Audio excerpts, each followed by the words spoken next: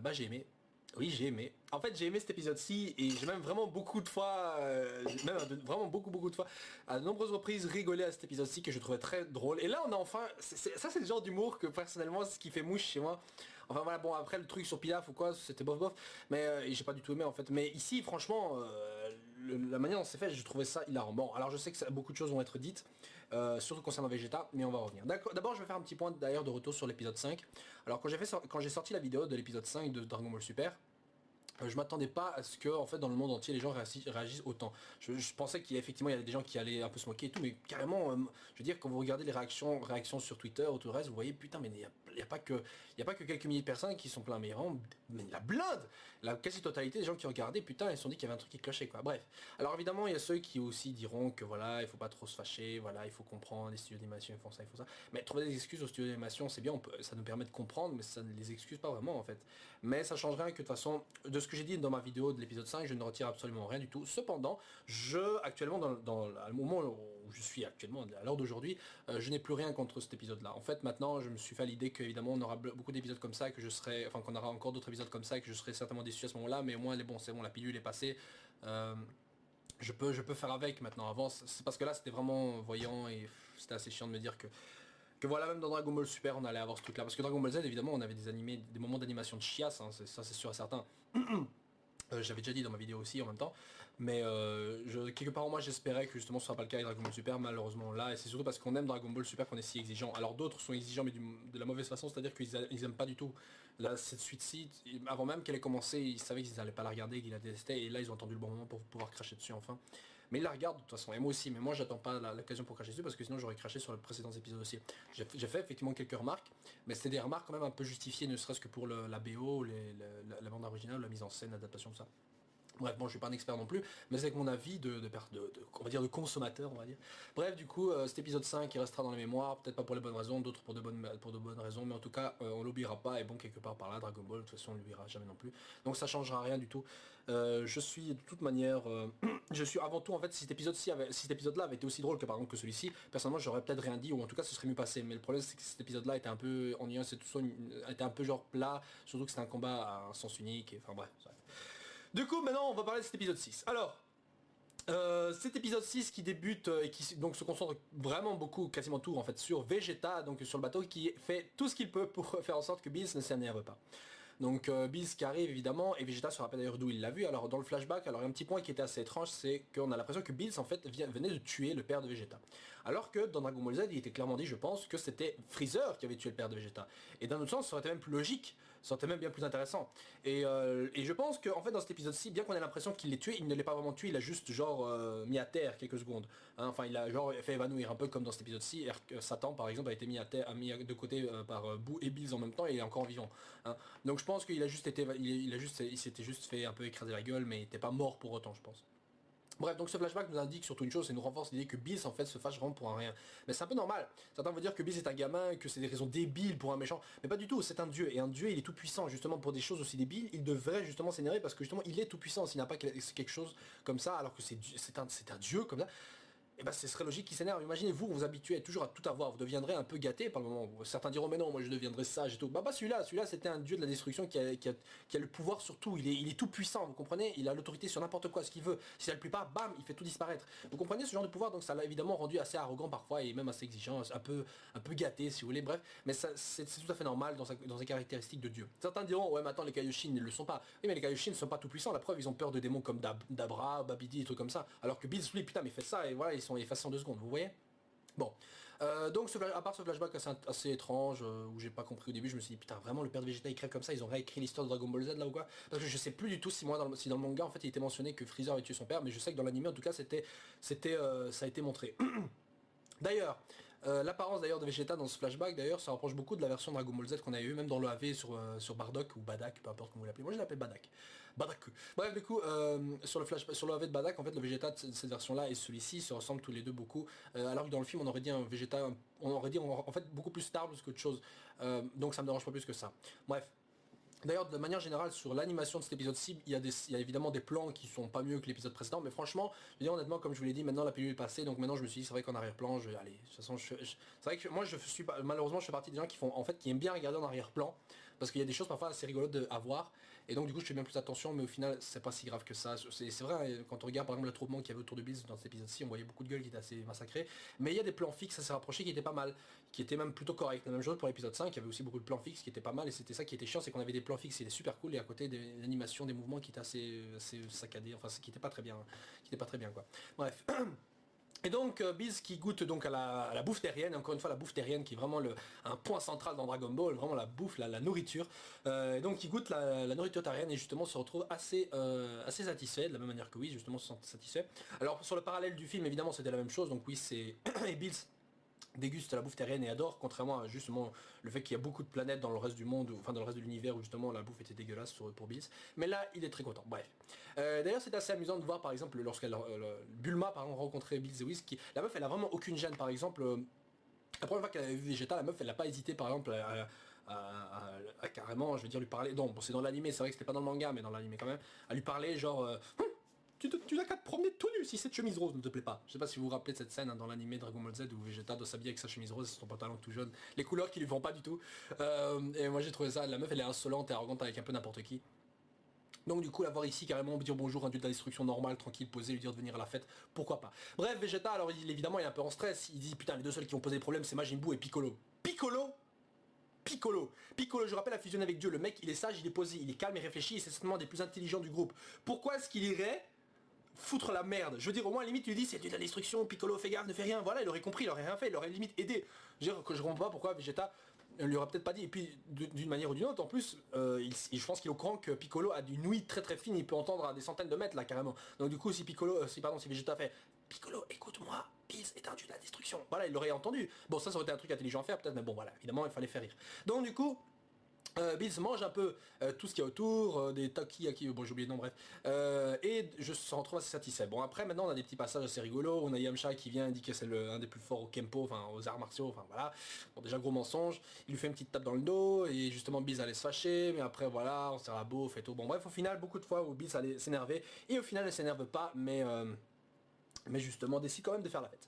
Bon après il y a beaucoup de passages où on voit justement Vegeta vraiment en stress avec une gueule déformée et certains diront putain mais ils sont dénaturés Vegeta, il a l'air ridicule comme ça, c'est quoi cette merde? Et encore plus alors que justement Vegeta va dans la mer chercher un poulpe pour essayer de faire de la cuisine, hein, il est en mode cuistot et tout, sérieux hein, et justement beaucoup de gens diront putain mais c'est quoi ça? Ils ont massacré le personnage de Vegeta alors que même dans le film il l'avait fait danser, mais ça c'est pire encore ici dans cette série. Alors je comprendrais ceux qui disaient ça, ceux qui diront ça pardon. Mais en fait, en même temps, je ne les comprendrai pas. Parce que, en fait, ici, il y a une raison à tout cela. Et si vous avez vu le film Dragon Ball Battle of Gods, vous comprendrez la raison pour laquelle Vegeta tout ça. Vegeta ravale sa fierté. Il ravale sa fierté pour justement sauver la Terre. Parce que là, il est en train de sauver la Terre, je vous rappelle. Parce que sinon, Bills aurait déjà détruit la Terre plus de 2 fois, là. Non, sérieusement. Sérieusement. Vegeta vient de sauver la Terre 2 fois. En moins de 20 minutes. Excusez-moi. C'est pas rien. Et Sangoku, lui, il aurait peut-être pas réussi à le faire. Faut quand même pas déconner. Alors certains diront ouais mais attends Vegeta il est trop fier pour faire ça, il préférait combattre et mourir. Mais c'est ça le truc, c'est qu'il a déjà essayé de le combattre, il s'est fait exploser. Voilà. Alors certains diront ouais mais Majin Buu voilà il a essayé de le combattre aussi, et Cell pareil et tout. Oui c'est vrai, mais bon là c'était parce que voilà bon déjà Vegeta était mort, il avait plus rien à perdre, et d'un autre côté Vegeta venait de perdre son fils Trunk et tout. Donc c'était un peu normal qu'il y allait quand même. Et d'ailleurs justement la fois où il a commencé à combattre c'était quand justement Bills avait tapé Bulma dans le film, donc voilà. Du coup, le fait de voir Vegeta faire ça, franchement, c'est pas rien. En fait, c'est une évolution du personnage, justement, le gars arrive à ravaler un peu sa fierté pour essayer quand même de sauver le monde. Ça prouve que le personnage a évolué, s'attache beaucoup plus à la Terre. Justement, et c'est qui est drôle, ce que je trouve drôle et vraiment hilarant dans ces scènes, c'est que justement, Vegeta est un mec fier à la base et il fait ces trucs-là. Le décalage entre ces deux choses-là font que la scène est vraiment rigolote et vraiment très, très très marrante. Je sais pas vous, mais moi j'ai trouvé cette scène-là avant de penser putain c'est chiant Vegeta dénaturé. Non, j'ai pas pensé ça, j'ai trouvé ça mais vraiment très drôle. Rien que la scène où Vegeta s'imagine imagine la Terre exploser et quand il pense que Biz a mangé avec le truc avec la boule avec du wasabi, moi j'ai trouvé ça super drôle. Et en plus ce genre de scène là ça rapproche beaucoup à ce qu'on avait déjà vu même dans l'animé DBZ où par exemple DBZ où Vegeta engueule Sangoku parce qu'il veut proposer des photos de Bulma à poil à truc, enfin top modèle je sais pas quoi, à Rokai Kaioshin, ou lorsqu'ils se retrouvent dans le corps debout, même si c'est en hors série voilà, ils se retrouvent dans le corps debout et ils retrouvent des trucs qui ressemblent à des vers de terre alors qu'en fait c'est du caca, c'est du caca vivant, des vers encore à l'intérieur debout, et le mec Vegeta il est dégoûté, il fait une gueule qui comprend absolument rien quand il voit les trucs bouger, et ça colle vraiment, je trouve ça ultra marrant et ça me dérange vraiment pas du tout parce que c'est vrai que les gens sont peut-être habitués à se souvenir d'un Vegeta ultra sérieux, mais il faut savoir que dans la saga Buu quand même Vegeta parfois, Vegeta c'est en groupe beaucoup de fois, on a eu des scènes assez rigolotes quand il le voulait, ça montre que les deux se rapprochent comme étant des amis, enfin amis ennemis rivaux voilà. Bref, Donc je serais pas d'accord du tout avec les gens qui disent que Vegeta est vraiment dénaturé. Vegeta évolue d'une façon qui vous plaît peut-être pas, mais c'est maintenant une façon d'évoluer parce qu'en plus, dans Dragon Ball Battle of Gods, dans la suite du film, justement, Son Goku lui-même aura trop de fierté pour devenir le Super Saiyan God. Il aura trop de fierté. Il disait que ça lui plaisait pas cette forme parce que justement, il avait besoin des autres et justement quelque part, Bills lui disait que cette fierté le perdra et il avait raison justement. Et Piccolo même rajoute en plus que Son Goku reçoit un entraînement. L'entraînement ici, c'est que Bills lui donne, c'est justement parfois d'oublier un peu sa fierté pour accomplir les choses qui sont nécessaires. Et justement ici, Vegeta ravale sa fierté pour faire quelque chose de nécessaire, sauver le monde. Voilà, j'espère qu'à travers ce que je vous expliquais maintenant, vous comprendrez pourquoi le personnage de Vegeta n'a pas été vraiment massacré ici, au contraire justement. C'est parce que justement Vegeta est fier et en même temps il arrive à faire les choses qu'il faut faire que justement je trouve que Vegeta ici a été drôle et assez impressionnant même de pouvoir faire tout ça. Dans le film c'était qu'une scène, mais ici putain on le voyait stresser tout le long de l'épisode et franchement s'il stressait autant c'est surtout parce qu'il sait que Beats peut tous les détruire. Et Vegeta ne s'est pas attaqué à lui directement parce que justement, pourquoi est-ce que vous voudriez... Parce que par exemple, contre Cell, il ne faut pas lui dire Cell, rentre chez toi. Voilà, Vegeta n'avait aucune raison d'être gentil. Contre Boo, Boo, je te donne des bonbons, rentre chez toi. Non, il n'allait jamais faire ça. Donc normal qu'il n'est pas sympa ou qu'il prend pas d'autres solutions. Là, Beast, justement, c'est le dieu de destruction, c'est le plus puissant de l'univers. Il vient de battre Kakarot Son Goku en 2 coups. Il sait que lui-même, peut-être n'aura aucune chance, mais il est quand même allé. Mais il s'est fait étaler et mettre à terre en 2 secondes. Donc du coup, le mec, il se retrouve un peu... Il est vaincu, mais il a une solution pour sauver la Terre. Alors franchement, il va la prendre, la solution pour sauver la Terre. Et malheureusement, ça passe par des moments où il est un peu se ridiculiser. Bon. Alors... donc du coup on voit toujours Pilaf, la bande qui traîne un peu sur le bateau et qui décide de glander encore un peu. On voit même le chien d'ailleurs de Satan qui est là. Bref du coup après comme je disais il y a Beast donc qui suivant les conseils de Beast veut goûter donc le flan.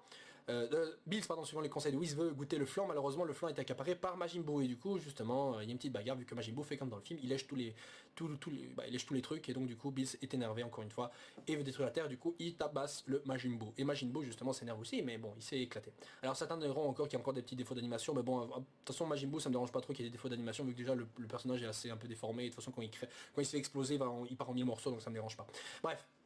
Et là il y a un point que j'aurais aimé voir. C'est en fait une discussion justement entre Whis et Majin Buu. Je sais que Majin Buu c'est un couillon, je sais et tout. Mais en fait, Akira Toriyama avait dit il y a longtemps qu'en réalité, Bibidi, donc le père de Babidi, n'avait jamais créé Majin Buu. Mais en fait l'avait contrôlé, un truc comme ça. Vous voyez?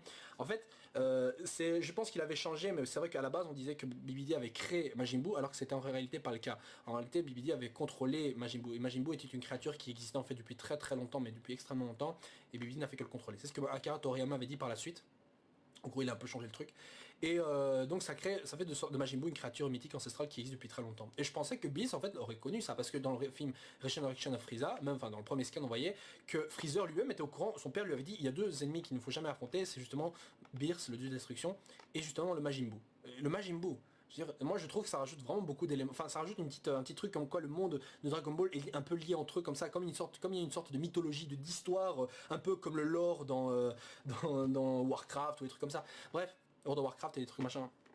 Des histoires comme ça. Moi j'aime bien ce genre de trucs, d'éléments là. Donc si on avait genre eu une discussion Bills, tu es le Majin Buu, je te connais, tu es une créature presque aussi redoutée que moi, blabla, je sais pas quoi. Ouais, un truc dans le genre. Ça aurait été assez intéressant de voir ça, ça aurait été drôle, surtout que justement dans le prochain film, Resurrection of Frieza, dans le film Resurrection of Frieza, on en parle. Donc ça aurait été, je trouve, un petit plus assez intéressant à voir, mais bon ça n'a pas été le cas, donc c'est pas très grave au final, mais ça aurait été quand même cool. Bref. Du coup à la fin on voit Vegeta qui gueule et qui s'énerve, enfin pardon qui redoute justement le moment où justement Bills va s'énerver et là il s'énerve vu qu'il vient de tabasser tout le monde et là l'épisode se termine où tout le monde stresse, Bills va péter une durite.